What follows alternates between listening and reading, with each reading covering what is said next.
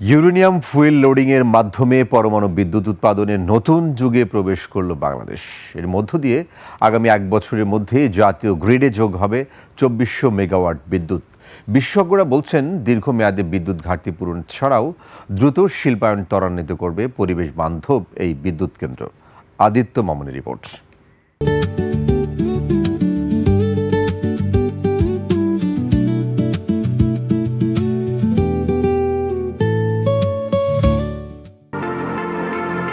দেশের প্রথম ও বিশ্বের ৩৩তম দেশ হিসাবে পারমাণবিক বিদ্যুৎ উৎপাদনকারী হিসাবে নাম লেখালো বাংলাদেশ। দীর্ঘ ১.৫ দশকের প্রচেষ্টায় অবশেষে উৎপাদনমুখী হল রূপপুর পারমাণবিক বিদ্যুৎ কেন্দ্র, যেখানে 2টি ইউনিট থেকে আসবে 2400 মেগাওয়াট বিদ্যুৎ।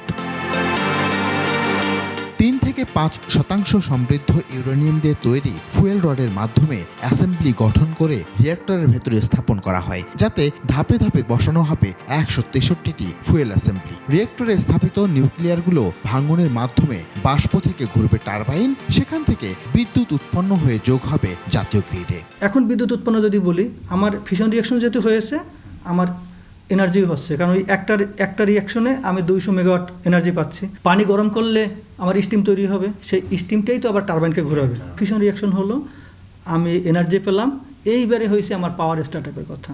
স্পর্শকাতর এই ফুয়েল লোডিং তত্ত্বাবধান করেছে রাশিয়ার রাষ্ট্র পরমাণু সংস্থা রোসাটম। আন্তর্জাতিক মান বজায় রাখার পাশাপাশি ঝুঁকি মোকাবেলাও সম্ভব হয়েছে। একটা নিউট্রন একটা ইউরেনিয়াম অ্যাটমকে হিট করলে 3টা নিউটন তৈরি হবে। আমি 2টা নিউটনকে আমার সিস্টেম দিয়ে আমি অ্যাবজর্ব করব বোরিক অ্যাসিড সলিউশন এবং কন্ট্রোল রড দিয়ে, আর একটা নিউটন রাখবো পরবর্তী রিঅ্যাকশনের জন্য, যেটাকে আমরা সেলফ সাস্টেন চেইন রিঅ্যাকশন বলি। বিশেষজ্ঞরা বলছেন, এটি উৎপাদনে গেলে বিদ্যুৎ সংকট সমাধানের পাশাপাশি বাড়বে শিল্পায়ন, সৃষ্টি হবে নতুন নতুন কর্মসংস্থানের। মেইন উদ্দেশ্যই হচ্ছে নিরবিচ্ছিন্ন বিদ্যুৎ সরবরাহ। আমরা জানি যে অল্টারনেট অনেক সোর্স আছে, কোল আছে, গ্যাস আছে, যেটা আমাদের মেইন এখন চলছে গ্যাস, সোলার হতে পারে, বাট বেজ লোডের জন্য কিন্তু আসলে নিউক্লিয়ার পাওয়ার প্ল্যান্ট খুবই ভালো, বিকজ একবার আমরা ফুয়েল লোড করলে আমরা 18 মাস নির্বিচ্ছিন্নভাবে ইলেকট্রিসিটি পেতে পারি।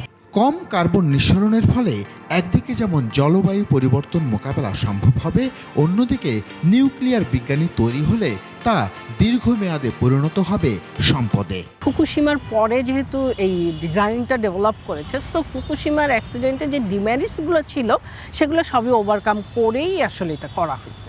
তো সেই সেন্সে আসলে এটা জেনারেশন 3+, তো সেই দিক থেকে আসলে টেকনোলজি প্রুভেন টেকনোলজিটাই আমরা নিয়েছি।